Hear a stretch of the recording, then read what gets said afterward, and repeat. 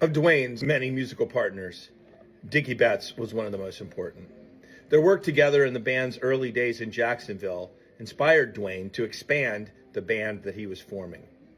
Lots of people talk about Dickey Betts being underrated, and it's true to a large extent. Like the Allman Brothers Band in general, Dickey Betts sometimes seems like a poorly kept secret, but a secret nonetheless. But many more of us hold Dickey in extremely high regard. I spent a lot of time thinking about Betts over the decades. I developed what became Play All Night, Duane Allman and the Journey to Fillmore East. I've been most pleased with the response I've gotten on how I highlighted Dickey's importance in the book, and the countless times I've written and posted about him in the last 3 years. Here's a bit from Chapter 1, Duane's musical ethos. While it was not unprecedented for a band to have two lead guitarists, most two-guitar bands of the era featured one player on rhythm and the other on lead. The Allman Brothers' dual lead guitar approach was an outgrowth of each guitarist's virtuosity and the equal time they afforded one another as soloists. Indeed, each played lead guitar on nearly every Allman Brothers song, often in tandem. Duane and Dickey shared what longtime collaborator Tom Doucette called a, quote, profound musical love. They were very tight, and they had a lot of unspoken communication. Duane held Dickey in thrall. Duane played music the same way he rode his motorcycle and drove his car. He was a daredevil, just a triple Scorpio. God's on my side, wide open. That was part of the romance, and I loved Duane. It was a collaboration the guitarists honed on stage, in rehearsals, and in private conversation. What struck me when I first heard them playing together was how they didn't try to outdo each other, but instead supported one another, Doucette remembered. I had worked with the Butterfield Blues Band in Chicago, and all Butterfield and Bloomfield thought about was wasting one another. Some of the dynamic was built on mutual esteem, some on confidence, and much on approach. Duane and I had an immense amount of respect for each other, Betts recalled. We talked about being jealous of one another and how dangerous it was to think that way, that we had to fight that feeling when we were on stage. He'd say, when I listen to you play, I have to try hard to keep the jealousy thing at play and not try to outdo you when I play my solo, but I still want to play my best. We laughed about what a thin line that was. There was jealousy, Betts acknowledged, but it was so honest that it was healthy, and it just fired the energies that we did have. We just fired each other off. The competition was by design, Duane said. We can make each other better, then do something deep. He was probably the most honest player I've ever played with, reflected Betts. Man, he could get what was in his heart to come off the neck of his guitar. The connections between the two guitarists transcended music, Dickey said. There are very few times when two musicians come together who understand each other in that true fashion, the same as two people having a real conversation and truly understanding each other, the same as a man and woman making love. That is the kind of thing that me and Duane had. I knew the dude. I knew him all the way through. I admired him. I learned from him. He learned from me.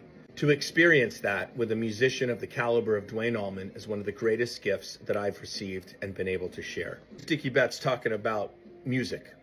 It makes me feel so good that people have put so much value on something I have to offer, like Ramblin' Man. I'm really glad people from all over the country have been able to identify with the song.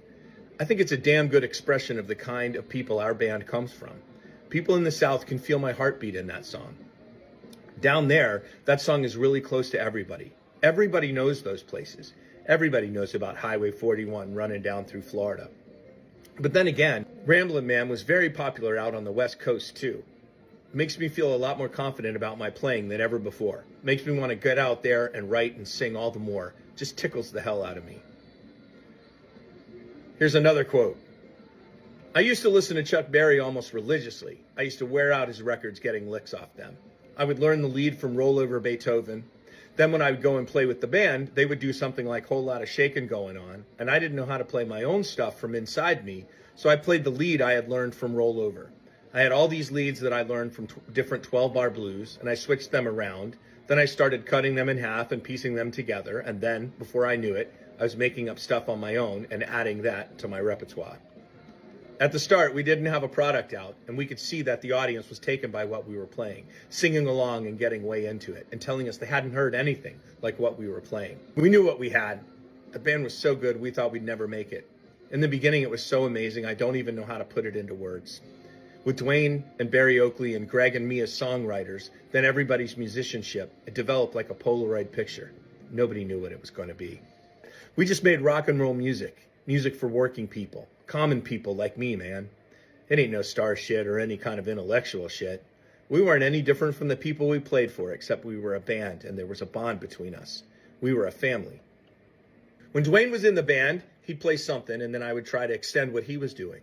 Communication had always been our note. We didn't tread on each other's notes. Duane and I just used to listen to each other's licks. It almost got to the point where Duane and I were thinking as one man, and believe me, that's a very nice thing to get yourself into. We used our guitars like a brass section, playing all these harmony lines. Harmonies that sounded like they took a month to write were actually improvised.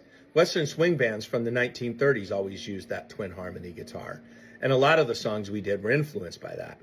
I'm going to leave you with this banger from Dickey on his musical philosophy. How far can you see? That's how far you can play. How far can you think? Can you imagine the universe? Can you look at the sky? You can see it, so surely you must be able to imagine it. But you can imagine further than what you can see, so that's how far you can play. I'm not trying to be mushing or nothing, but that's how far you can get into somebody you care about. Whatever you can see or hear, that's yours, man. You don't have to buy it.